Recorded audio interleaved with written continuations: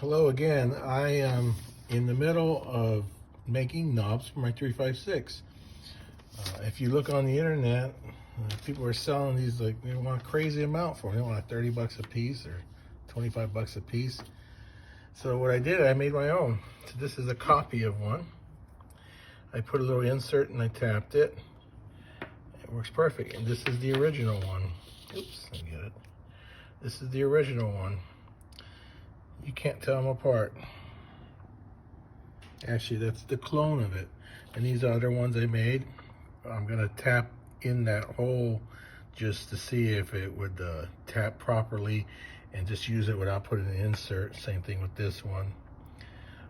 This is an original one too. That's open the deck lid, but let's see how old it is. Looks like somebody got a pair of pliers and tried to remove it. My car was stripped so bad that they even were trying to take the knobs from the pull tabs. So I'm going to show you how to make these with simple epoxy and silicone. And what I did is I made a little mold, and what I do is I inject it with this stuff, and you could do any color you want. I bought these pigments. These are glittery, so it probably wouldn't look that great, but these are liquid. And these are liquid too. So you can make any color that you want. I was thinking about doing a emergency blinker setup in the car and having the knob red. So stay tuned and I'll show you how to make it. Now you can see I made a mold out of an old pill bottle.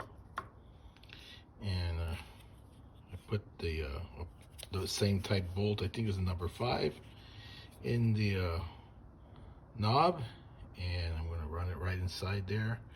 Once I put the silicone in there, as you can see, it'll be in the center. The knob is the capstan in there, right? Here you go. As you see, and the silicone will surround that.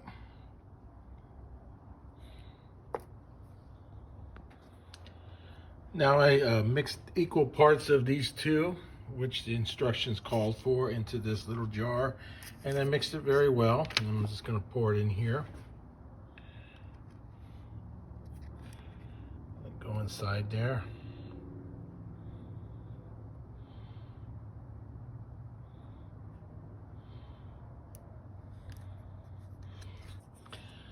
Well, here you go. I try to make red, but these are translucent colors, and I put a bit of white in there that was a solid white, and it kind of made it pink. So, but this is for demonstration anyways.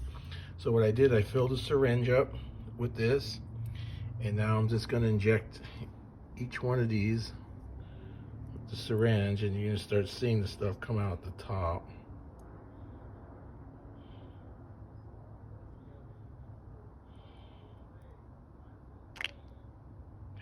Then it's pretty full, so I'll just, it's hard to do this with one hand, but I'll try my best.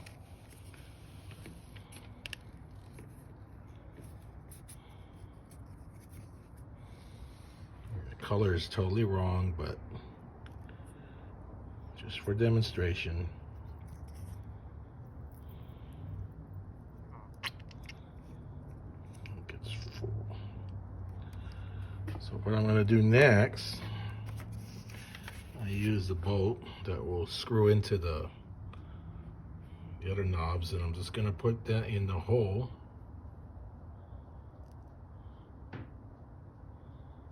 And let it set there until it dries. I'll get another bolt, I'll do this other side too.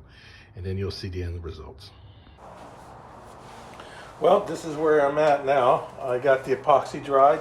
I pulled one of the knobs out of the mold. So this is basically what I do is kind of cut the mold, with a razor blade, and just pull these knobs out. They're a little fussy, but you can get them out.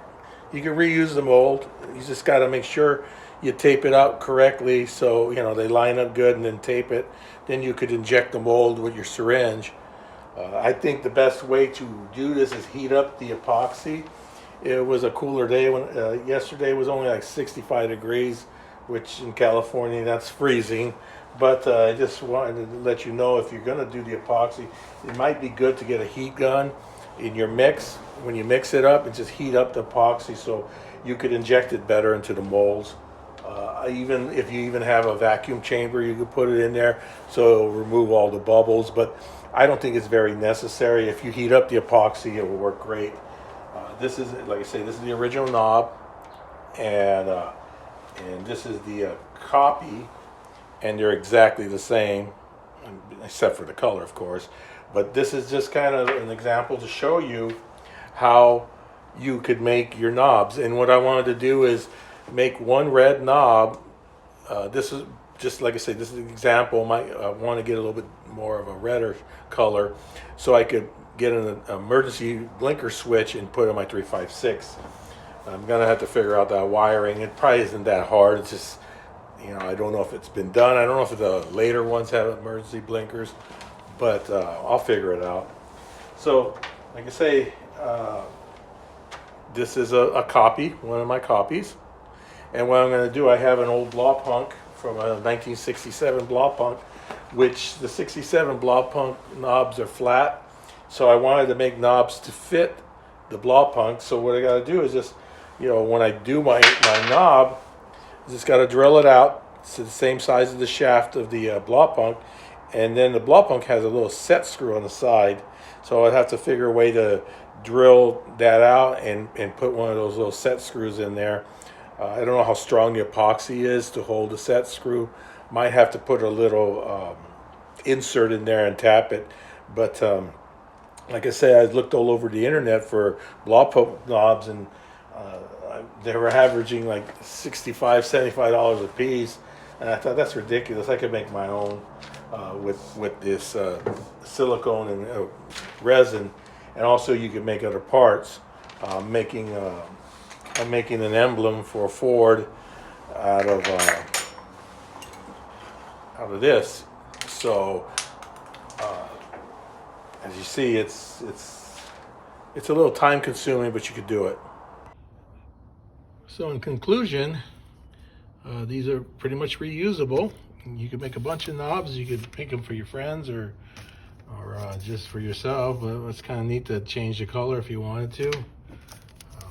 Like I say, I wanted these for emergency blinkers, and it's nice to learn something. I saw people using epoxy to make things and the mold, and I said, why can't I make my knobs, seeing that they're so expensive? So here's a trick, here's a tip. I'm glad you took the time to watch my video. I appreciate it. Thank you very much. Positive comments help me want to do more videos, so I appreciate your comments. Thank you very much, and God bless.